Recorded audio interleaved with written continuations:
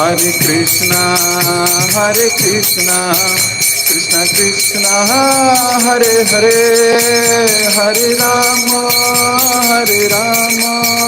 Rama Rama, Hare Hare.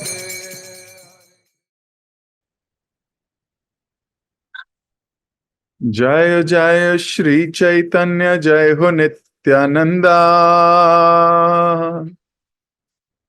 जय अद्वैत चंद्र, जय गौर भक्त वृंदा। जय जय श्री चैतन्य, जय हो नित्यानंदा, जय अद्वैत चंद्र, जय गौर भक्त वृंदा।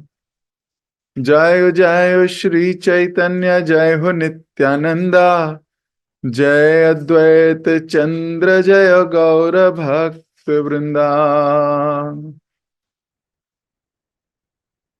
हरे कृष्ण।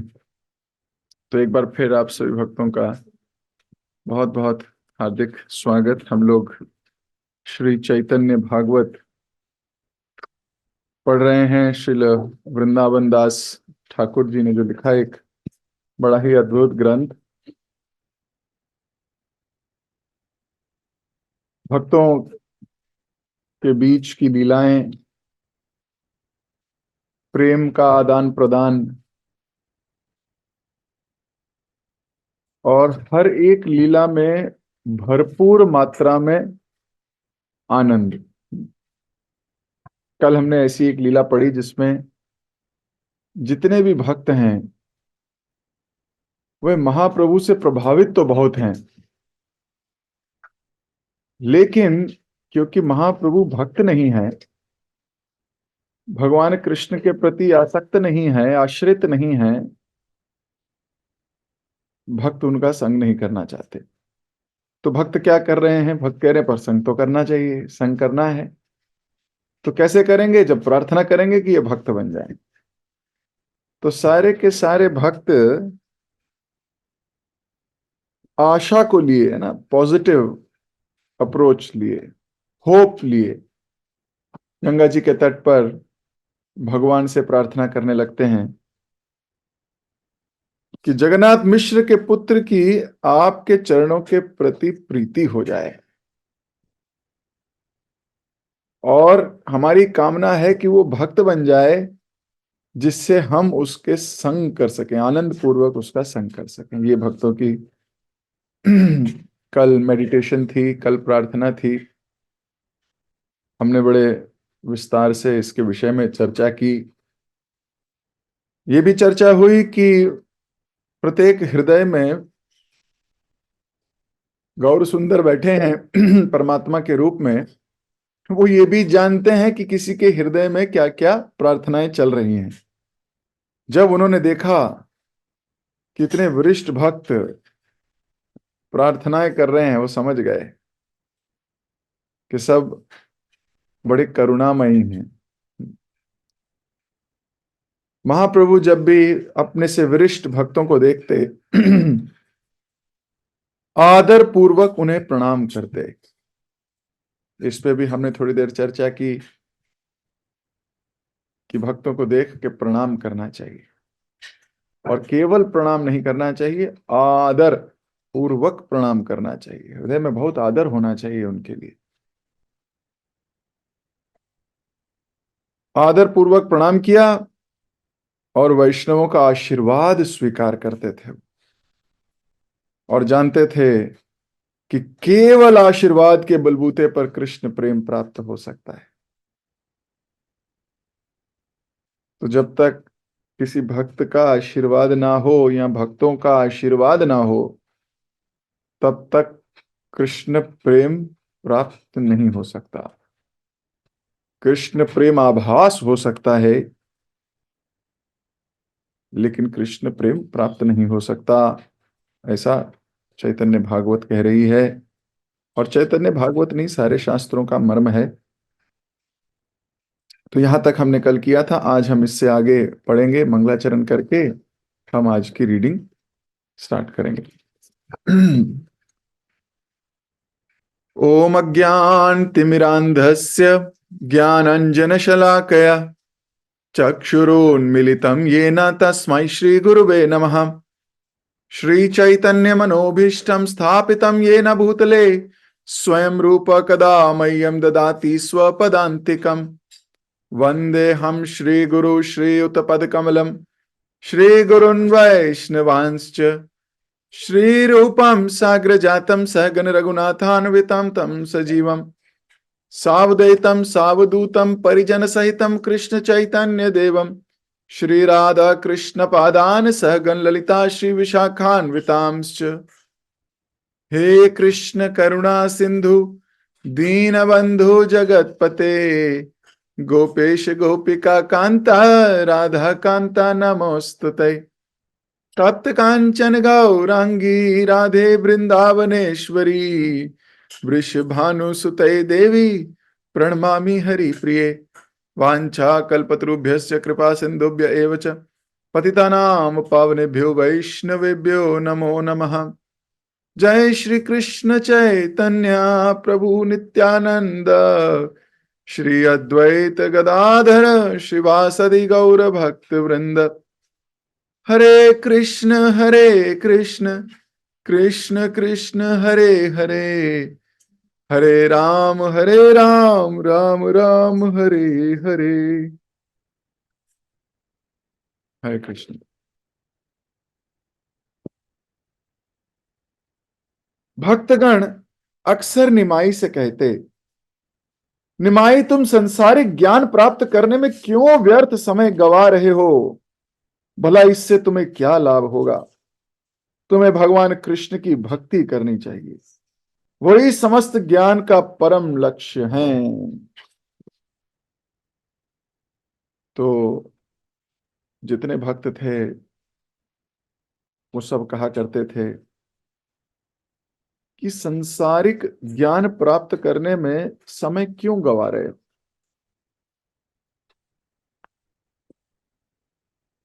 वास्तव में प्रश्न हमसे है, क्या हम भी अपना समय इस संसार के ज्ञान प्राप्त करने में लगा रहे हैं, और वो भी पूरा?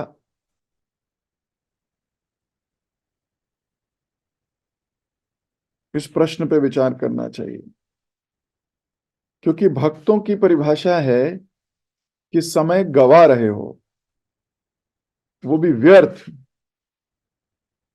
लेकिन अभक्तों की परिभाषा है कि तुम लोग माला करके भागवतम पढ़ इत्यादि अपना समय गवा रहे हो। तो दोनों परस्पर एक दूसरे को समय गवा रहे कह रहे हो।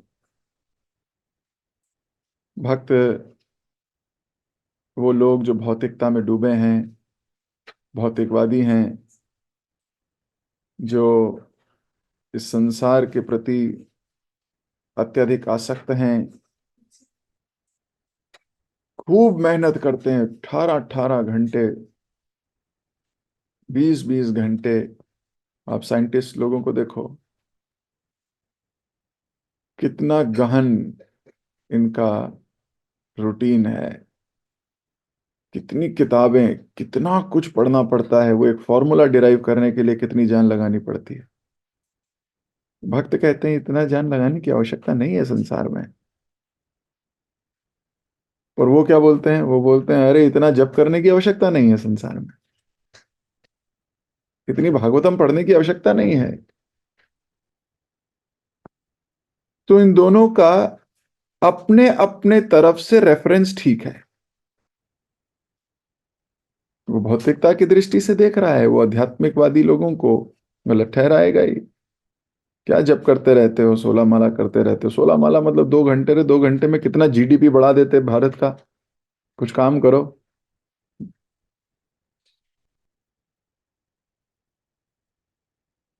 तो वो भौतिकता की तरफ से कहें तो वो कहेंगे भक्त लोग बहुत समय बर्बाद करते हैं। और भक्त लोग यहाँ पे निमाई को कह रहे हैं कि तुम समय बेकार कर रहे हो, भला लाभ क्या होगा? तुम्हें कृष्ण की भक्ति करनी चाहिए। जब निमाई ने ये सुना, जब लोग ऐसे बोलते थे, सुनिए सुनिए निमाई क्या कह रहे हैं। निमाई बड़े प्रेम पूर्वक कहते, यह मेरा कितना सौभाग्य है कि आप सब मिलकर मुझे भक्ति मार्ग की शिक्षा देने का इतना प्रयास कर रहे हैं।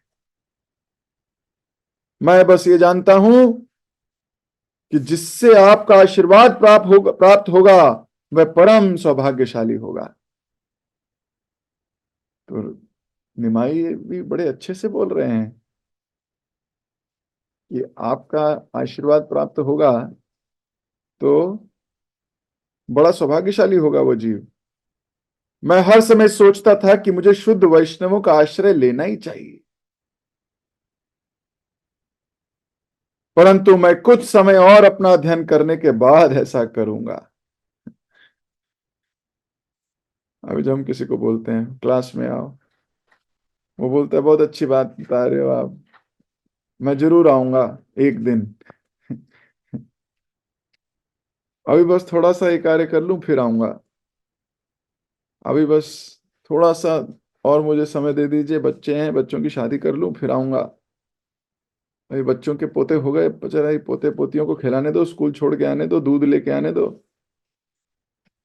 फिर कर लूंगा, फिर कर लूंगा, फिर कर लूंगा, फिर कर लूंगा।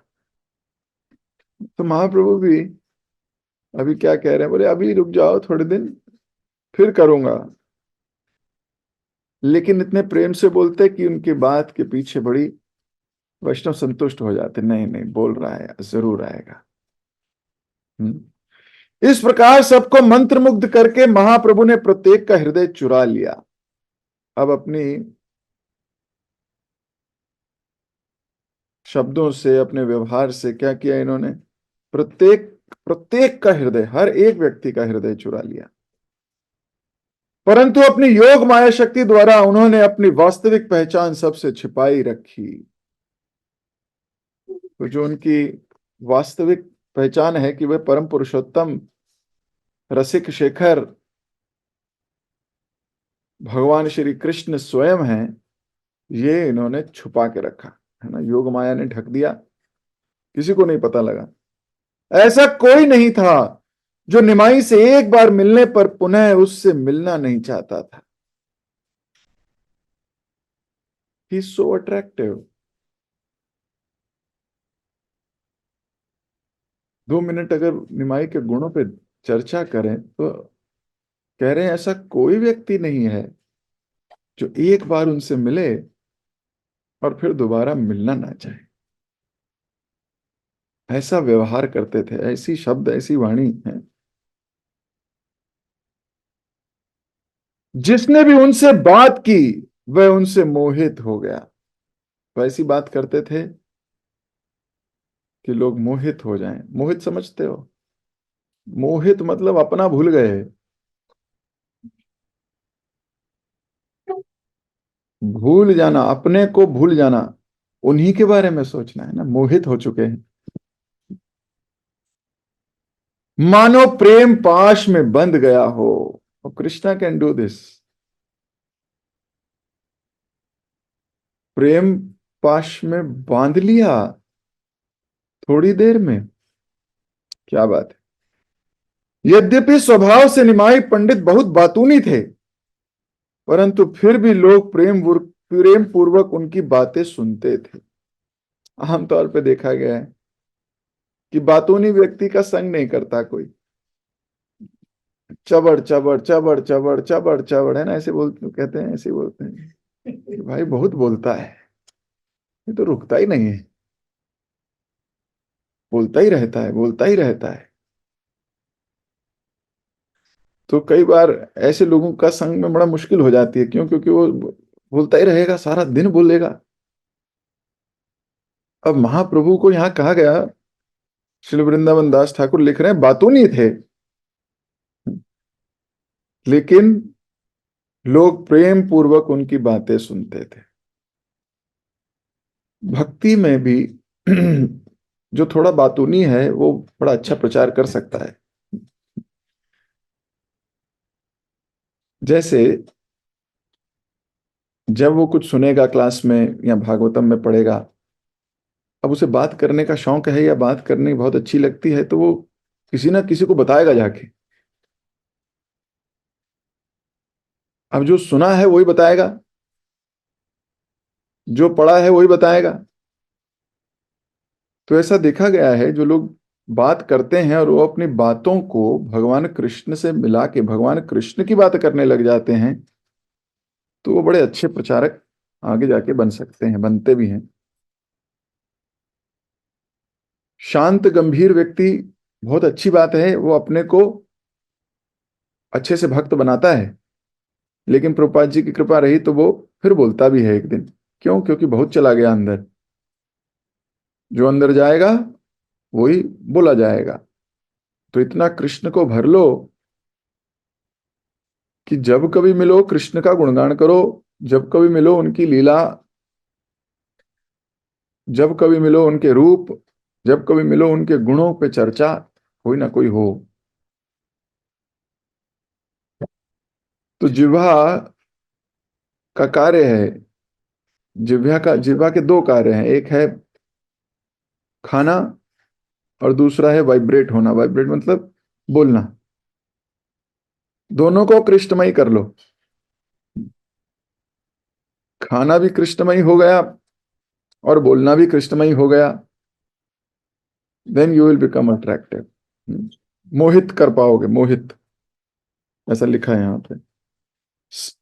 इतने बातूनी होने के बाद भी लोग प्रेम पूर्वक उनकी बातें सुनते थे। तो वास्तव में बातूनी होना गलत है, लेकिन अगर वही बातूनीपन आप कृष्ण की तरफ मोड़ दोगे तो फिर इतना नहीं होगा। यहां तक कि मुसलमान एवं अन्य धर्मों के लोग भी निमाई से आकर्षित थे। तो जो नहीं मानता है, धर्म का ही नहीं है, वो व्यक्ति भी आकर्षित हो जाता था इनसे। एक दिन बीमारी का बहाना बनाकर निमाई ने भगवत प्रेम के अलौकिक लक्षण प्रकट किए। अब ऐसे तो दिखा नहीं सकते कि उन्हें बहुत प्रेम है भगवान से, तो क्या किया? बीमारी का बहाना किया। मतलब भक्ति के लक्षण इतने तीव्र हो रहे हैं, कंट्रोल नहीं कर पा रहे, तो बीमारी का बहाना करना पड़ रहा है। अचानक अनाकलनीय एवं रहस्यमय शब्द बोलते हुए भूमि पर गिर पड़े और लोटपोट होने लगे। जो भी उनके निकट जाता वह तर्जन गर्जन करते उसे फटकारने लगते। निमाई का शरीर पत्थर की तरह जड़ बन जाता और कभी अचेत होकर भूमि पर गिर पड़ता। जिस किसी ने उनकी यह दशा देखी वह भयभीत हो गया।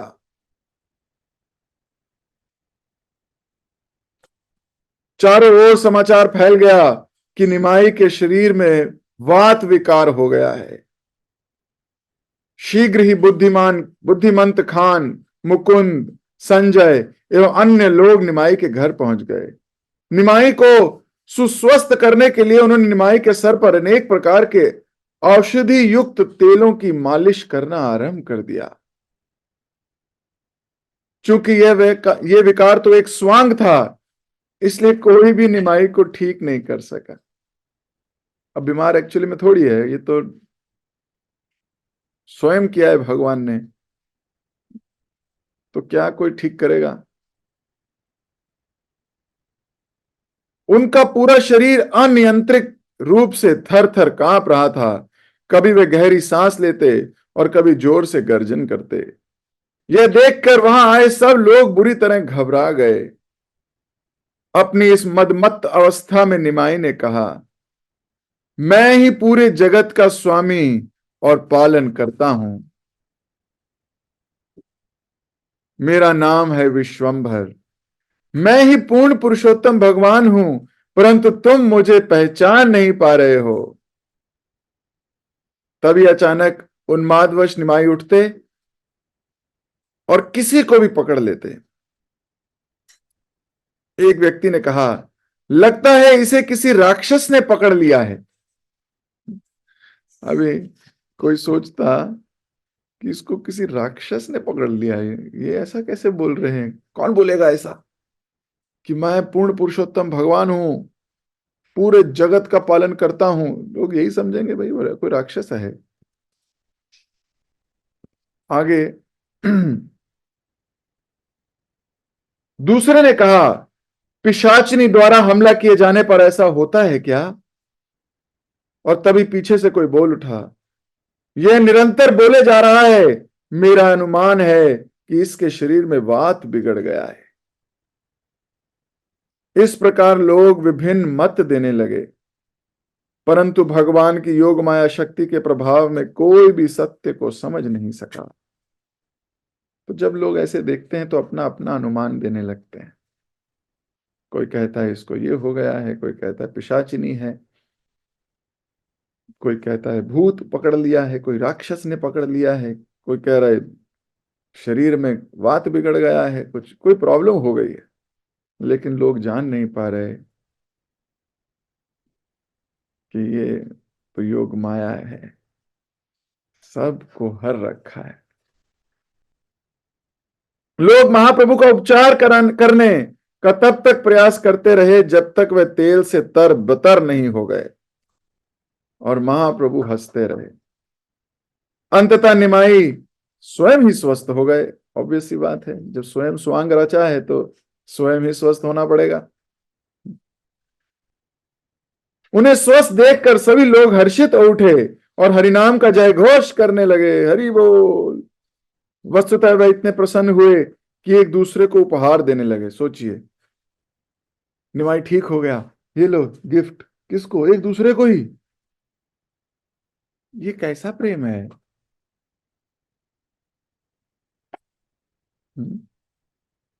अभी तो भगवान की भगवत्ता ही नहीं दिखाई दी। अभी तो भगवान ने पहला कोई सिम्टम छोटा सा दिया है, वो भी बीमारी का नाटक करके। तब भी लोग एक दूसरे को उपहार देने लगे हैं। यह कहना कठिन हो गया कि कौन उपहार दे रहा है और कौन ले रहा है। ये समझ में ही नहीं आ रही कि कौन दे रहा है, कौन ले रहा है। कितने उपहार बट गए सिर्फ इसलिए कि महाप्रभु स्वस्थ हो गए। और ऐसा कैसा प्रेम है ये, विरला ही है। कितनी प्रसन्नता हुई होगी। जब इंसान बहुत प्रसन्न होता है तो वो देता है ना, देने देने का भाव आता है उसका। तो महाप्रभु ठीक हो गए हैं, लोग एक दूसरे को उपहार देने लगे हैं। जबरदस्त। महाप्रभु को सत परामर्श देने वाले वैष्णव ने कहा, निमाई, भगवान श्री कृष्ण के चरण कमलों की पूजा करो। समय कम है, शरीर क्षणभंगुर है, परंतु हम तुम्हें क्या सिखाएं, तुम स्वयं महान हो। तो वैष्णव भी महाप्रभु को राय दे रहे हैं कि बीमार हुए हो, देखो भक्त कभी प्रचार करना नहीं छोड़ता।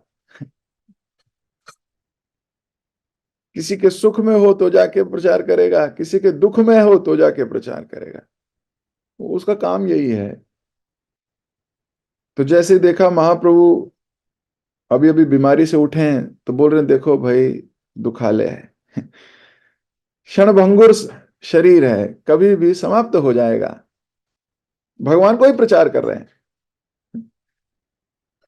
इसलिए कृष्ण भक्ति कर लो, अभी भी समय है, पता नहीं कब दिया बुझ जाए। आप सोचिए, इस शरीर का क्या भरोसा है? कोई भरोसा नहीं है। सच बात भी यही है, कब ये शरीर समाप्त हो जाए और पता लगे भगवान कृष्ण की लौ ही नहीं लगी, पता लगे अभी कृष्ण से प्रेम ही नहीं हुआ, अभी उनकी भगवत्ता पहचानी नहीं, व्यर्थ ही जीवन गवा दिया, व्यर्थ में ही संसारी चीजों में लग गए। तो भक्त क्या करते हैं? प्रचार करते हैं। हर परिस्थिति में। किसी कोई हॉस्पिटल गया हो उसे प्रचार करेंगे, कोई ठीक होके आ गया हो उसे प्रचार करेंगे, किसी के घर शादी हो तो कहेंगे भगवत गीता बांटो, किसी के घर मृत्यु हो गई हो तो कहेंगे भगवत गीता बांटो। कैसा भी माहौल हो वो कृष्ण को जोड़ते ही जोड़ते हैं। फिर बोल रहे हैं हम तुम्हें क्या सिखाएं, तुम तो महान हो। महाप्रभु ने सब भक्तों को प्रणाम किया और मुकुंद संजय के घर अपने छात्रों को पढ़ाने निकल पड़े। उनके बालों से अभी तक सुगंधित तेल की गंध प्रसारित हो रही थी। घंटों अपने छात्रों को पढ़ाने के बाद वे सब उनके साथ गंगा जी पर गए और स्नान किया। तत्पश्चात घर लौटकर उन्होंने भगवान विष्णु की पूजा की। उसके बाद तुलसी को जल अर्पित करके उसकी प्रदक्षिणा की और भगवान के पवित्र नामों का उच्चारण करते हुए भोजन ग्रहण किया। लक्ष्मी देवी उन्हें प्रसाद परोसती और सची माता आंखें भरकर अपने पुत्र की सुंदरता को निहारती रहती। प्रसाद लेने के बाद महाप्रभु लेटकर पान चबाते और लक्ष्मी देवी उनके चरण दबाती। अब यहां हो सकता है बहुत लोगों को लग रहा हो प्रभु जी रुको, ये पहले पान चबवा दो हमें भी।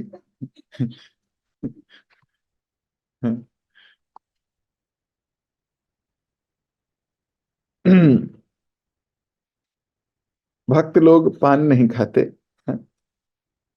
तो कोई कह सकता है कि भगवान तो खा रहे हैं, हम क्यों नहीं खाते। तो वास्तव में जो चीज भगवान कर सकते हैं इसका अर्थ ये नहीं हम भी करें। भगवान तो एकादशी के दिन भी अन्न पा सकते हैं, इसका अर्थ ये नहीं हम पाए। भगवान तो ऐसे असंख्य चीजें और कर सकते हैं जो हम नहीं कर सकते, और हम करते हैं तो हम भगवान की बराबरी करने का प्रयास करते हैं। जब हम ये कहते हैं भगवान करते हैं हम भी कर लें, तो इसका मतलब हम भगवान की बराबरी करना चाहते हैं। जीव भगवान की बराबरी नहीं कर सकता, ना ही उसे ऐसा सोचना चाहिए।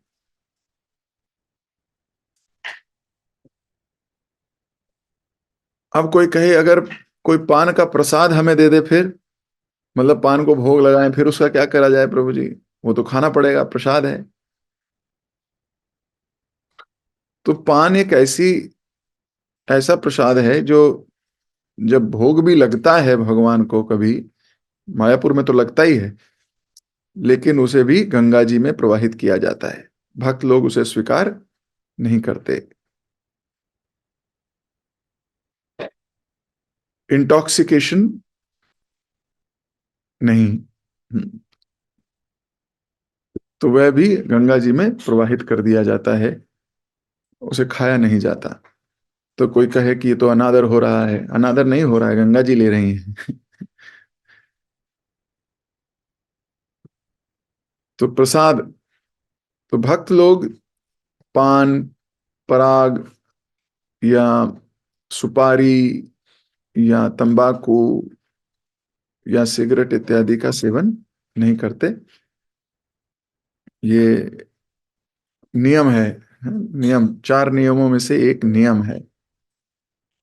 तो भले ही वो प्रसाद के रूप में हो तो भी स्वीकार नहीं किया जाता। लेकिन भगवान पान खा सकते हैं, भगवान सब कुछ कर सकते हैं, भगवान के ऊपर कोई निषेध नहीं लगाया जाता।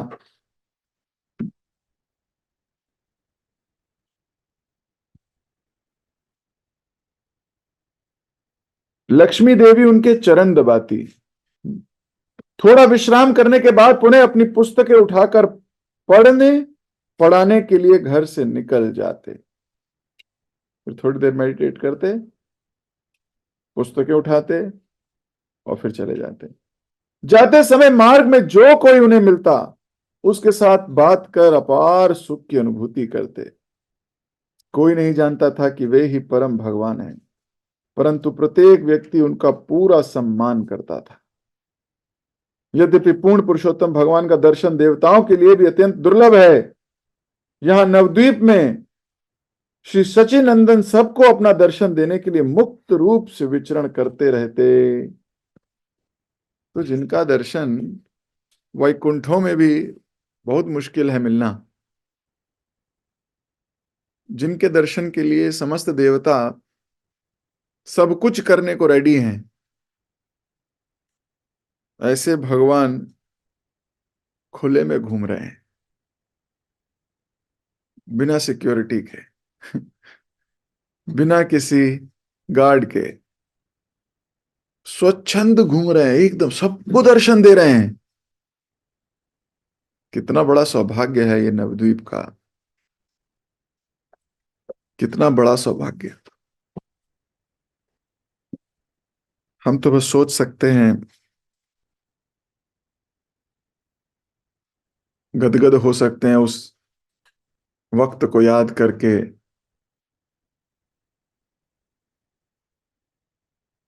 लेकिन सच्ची में बड़ा सौभाग्य है।